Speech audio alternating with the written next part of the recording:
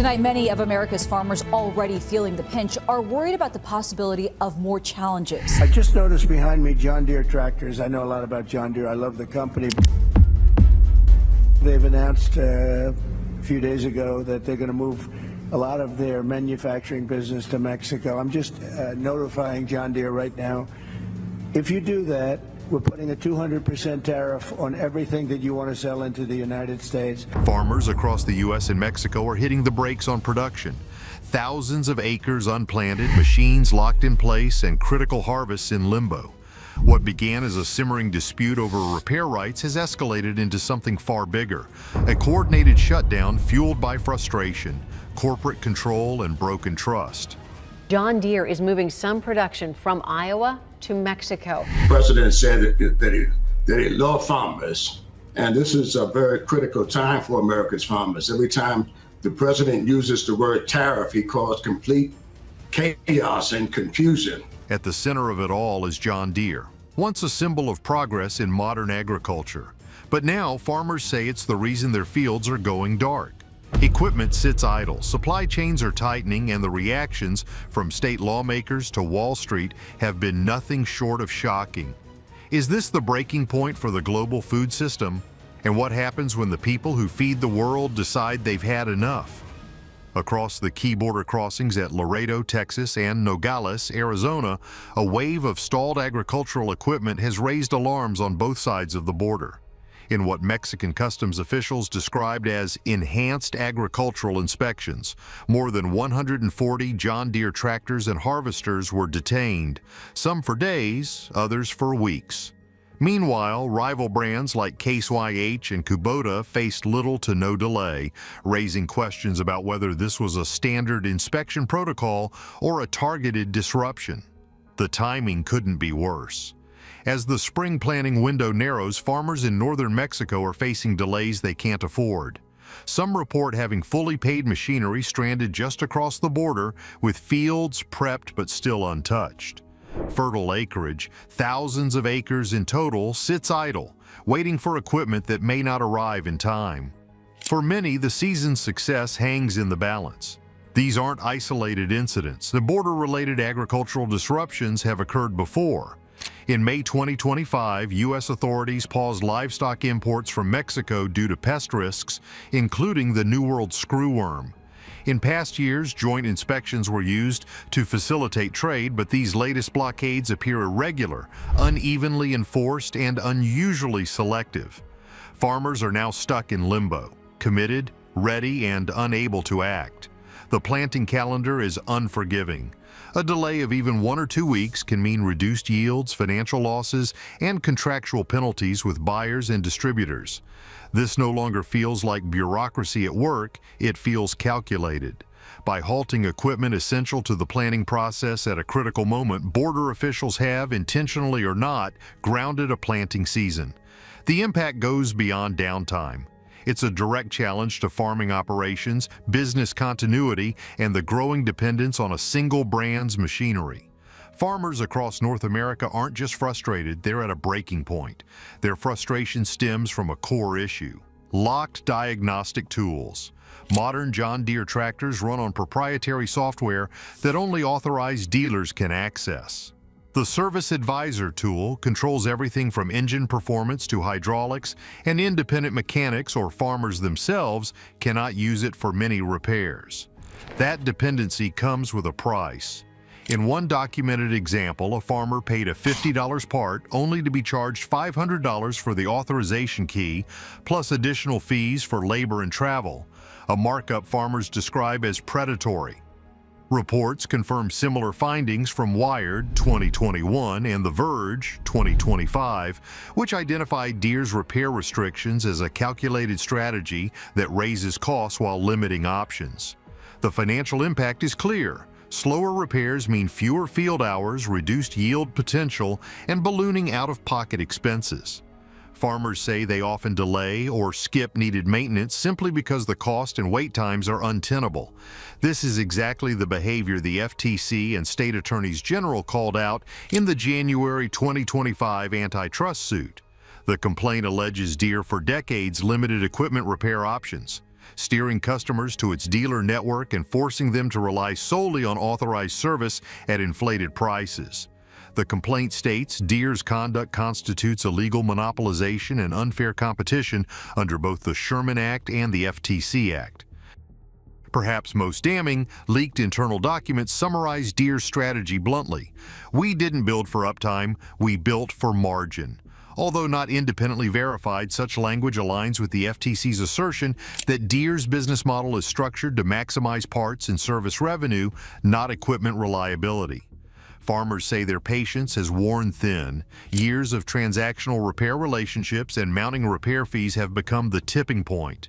They're not just upset, they're mobilizing. Independent repair forums have multiplied. Right to repair legislation is gaining traction in 10+ states. Class action lawsuits loom. A once dependent customer base is now demanding control and transparency.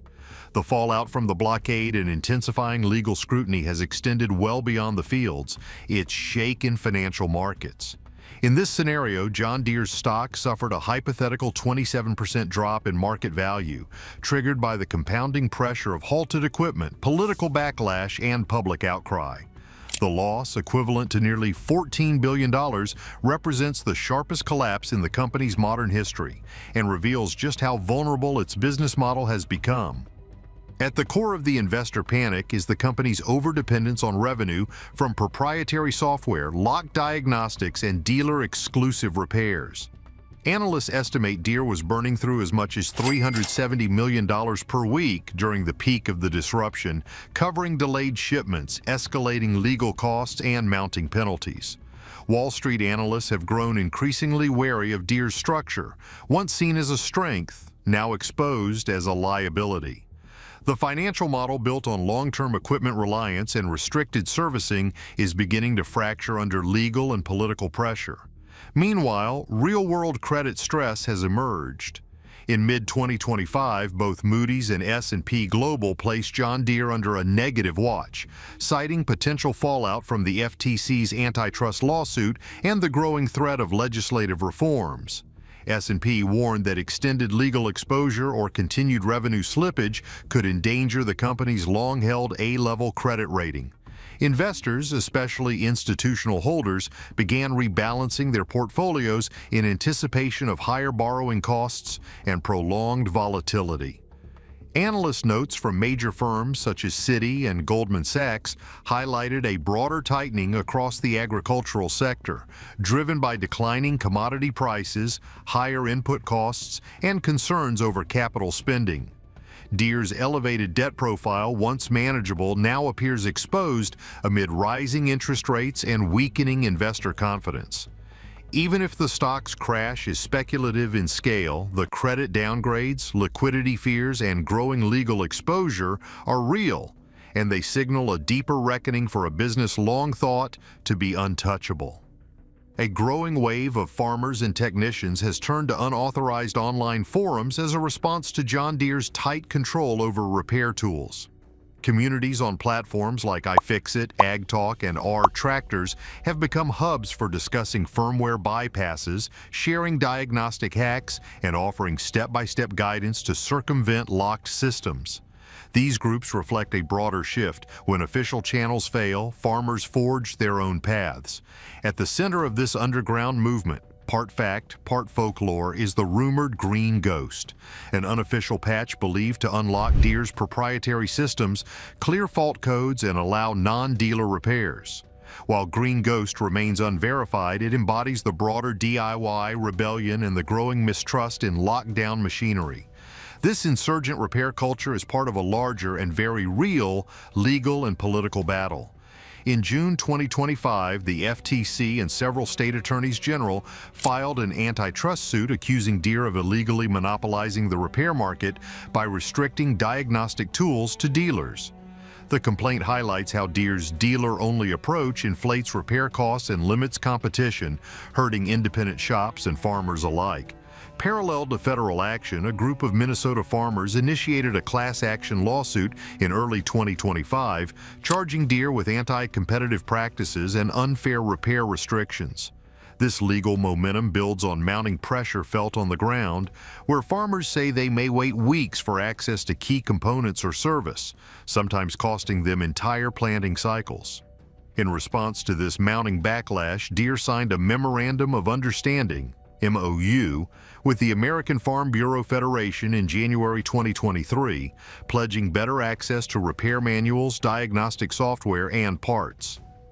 But advocates remain skeptical. Critics argue the agreement lacks enforcement mechanisms, allows Deere to restrict access on fair and reasonable terms without defining those, and contains loopholes that leave core restrictions in place. For many farmers today, this is more than a technical dispute. It's a confrontation over autonomy, equity, and the basic right to maintain their livelihoods, and it's a confrontation they're winning in courtrooms and online alike. In June 2025, a federal judge in Illinois dealt a significant blow to John Deere's efforts to dismiss the FTC's landmark lawsuit. U.S. District Judge Ian D. Johnston ruled the case could proceed, firmly rejecting Deere's legal arguments. In a pointed critique, he remarked, "Sequels so rarely beat their originals that even the acclaimed Steve Martin couldn't do it on 3 tries," likening Deere's repeated defenses to underwhelming movie sequels. The lawsuit, filed in January by the FTC and attorneys general from Illinois, Minnesota, Arizona, Michigan, and Wisconsin, alleges Deere's repair restrictions constitute an illegal monopoly. It accuses the company of violating the Sherman Antitrust Act by controlling diagnostic software and replacement parts to force farmers into exclusive dealer networks and inflated repair costs. Under Section 5 of the FTC Act, it further claims Deere engaged in unfair competition by withholding essential repair tools and information from independent mechanics and farmers. The FTC sees this as part of a broader effort to challenge monopolistic repair practices across industries, from agriculture to electronics, using Deere as a test case for wider reform. But the politics are contentious. The decision to sue passed by a narrow 3-2 FTC vote, with the Republican commissioners Andrew Ferguson and Melissa Holyoke dissenting, calling the move partisan ahead of an administrative transition. Markets responded swiftly. Following the ruling, Deere's stock dropped more than 9%, erasing billions in market value. Analysts warned the lawsuit poses a major threat to Deere's repair-based revenue model, with serious potential for long-term disruption. Now, with the case moving forward, Deere faces complex legal and reputational risk. It must meet filing deadlines, respond to discovery, and prepare for possible court orders to open its repair systems. A company once viewed as untouchable now faces scrutiny from regulators, lawmakers, and investors alike. A company once seen as untouchable is now on defense, in court, in Congress, and on Wall Street. Amid this pressure, several U.S. states have acted. Colorado passed a landmark right-to-repair law in 2023, requiring manufacturers to provide parts, tools, and manuals to equipment owners and independent repairers. Minnesota followed later that year, while California and Oregon passed broader right-to-repair measures covering multiple industries. Globally, momentum is building. In June 2024, the EU adopted its Directive on Repair of Goods, followed by a 2025 regulation mandating transparency in agricultural and industrial machinery. These moves underscore the global shift toward repair rights. Not surprisingly, Deere has been an active opponent of many of these changes.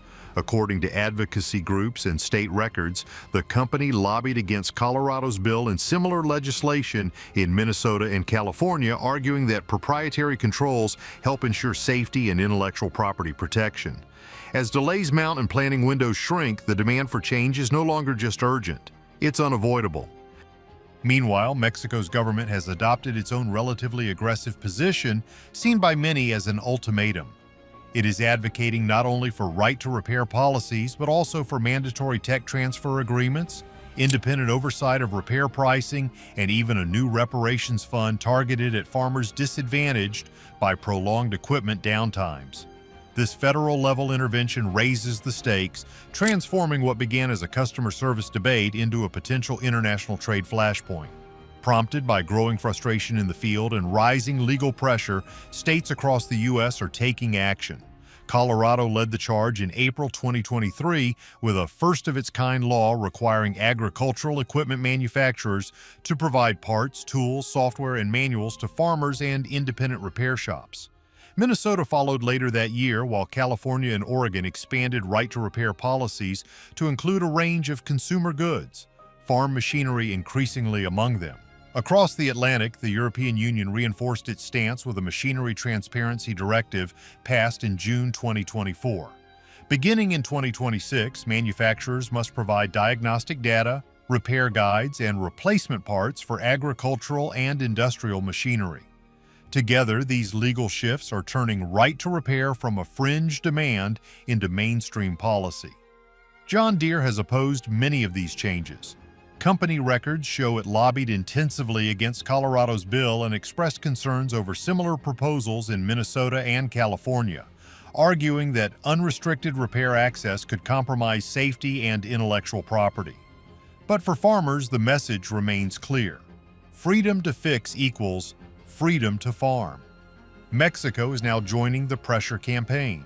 Its government is pushing for not only right-to-repair reform, but also mandatory tech transfer, fair pricing oversight, and even a reparations fund to offset prior season losses due to repair delays. What began as a localized grievance is now a global movement for farmer autonomy. As John Deere faces mounting pressure, competitors are strategically advancing to capture disillusioned farmers. Case IH and New Holland, both under CNH Industrial, signed a 2023 Memorandum of Understanding with the Farm Bureau, granting farmers access to diagnostic codes, training tools, and parts through their Open Farming Initiative. Kubota, meanwhile, has embraced open-source approaches, publishing firmware and software under liberal licenses to ensure transparency and independent repairability. Across the Atlantic, Mahindra has amplified its U.S. presence by positioning itself as a cost-effective, farmer-first alternative, often citing a half-the-cost ownership model compared to Deere. Dealer behavior reflects the shift. Over 140 Deere dealers are reportedly exploring brand switches, with at least 37 signing preliminary letters of intent. This isn't just a competitive shakeup, it's a redefinition of loyalty. For many farmers, machinery now symbolizes something more: control, independence, and the right to choose. In northern Mexico, 1.7 million acres remain unplanted, threatening staple crops like tomatoes, avocados, and peppers. Futures markets have already reacted. This crisis lays bare a fragile food system, one where reliance on a single company can ripple into shortages and price shocks globally. And it's not just farming. From tractors to tech, over-reliance on proprietary systems leaves every industry exposed. What began as quiet frustration has become a movement. Farmers, once dependent on a single brand, are now demanding independence, rejecting a system that profits from their vulnerability. John Deere, once a symbol of trust and innovation, now faces a defining moment: adapt to the demands of those it serves or risk being overtaken by the very revolution it helped ignite. This isn't just a battle over software, it's a war for survival, at the root of every harvest and every table. So, what do you think? Should farmers have the right to repair their own equipment? Is it time for global reform? Can Deere evolve before its legacy is overtaken? Or will it be buried by the very system it created? Drop your thoughts in the comments and don't forget to like, share, and subscribe for more deep dives into the issues that matter. Thanks for watching.